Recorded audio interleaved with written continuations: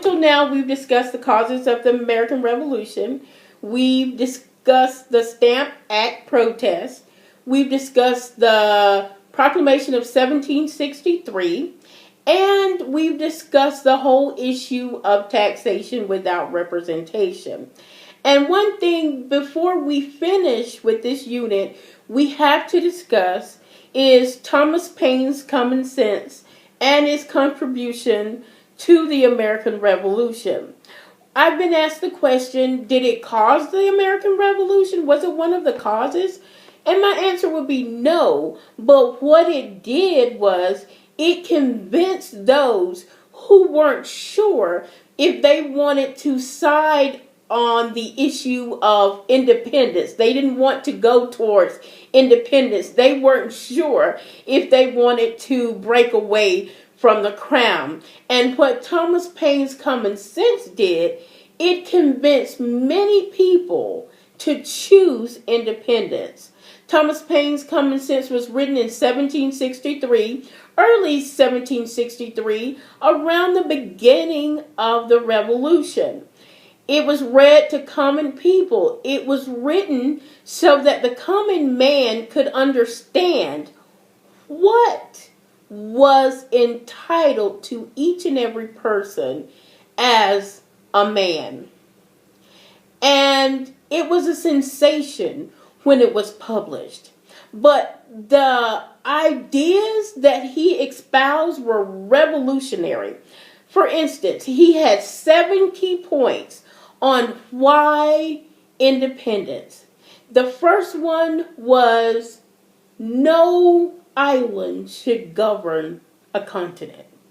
Why should the British, from such a small isle, govern or rule a vast continent such as North America?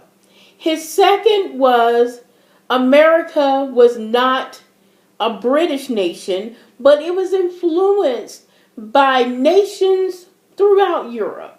So that would take away that uniquely British identity and that connection that the colonists felt with Britain.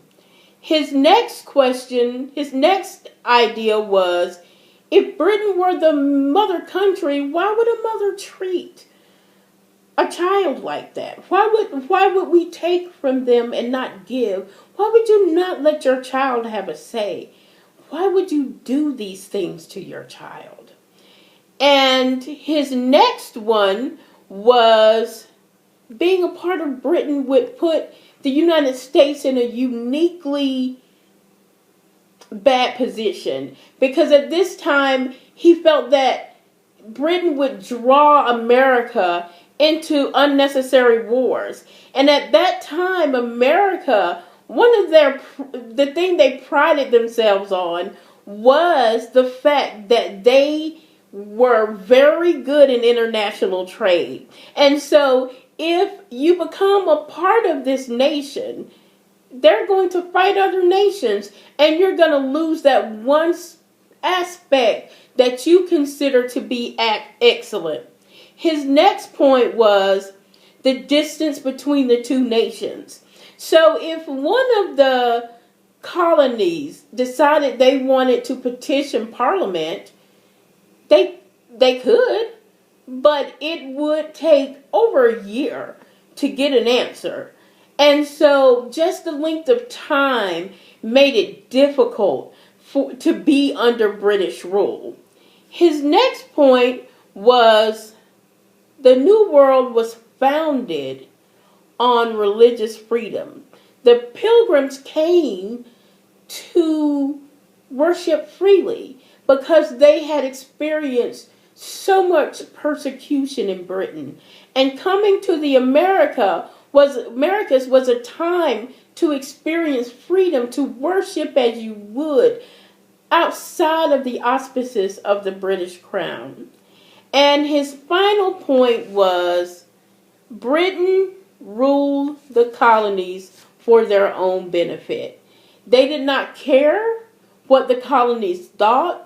They did not care what would be beneficial or not beneficial for the colonies. It was strictly what Great Britain wanted.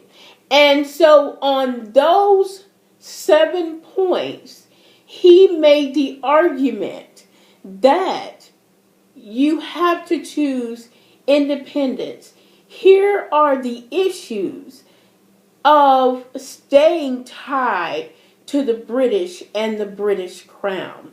So when you look at it, no, it wasn't a cause of the American Revolution, but it was a thing that helped them to decide to choose independence.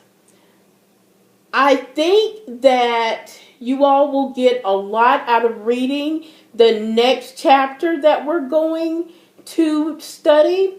We're going to go into the Revolution. So we're going to talk about Lexington and Concord tomorrow. So please make sure when you get to class that you've read pages 277 through 290 and be ready to discuss. I look forward to seeing you then. Bye-bye.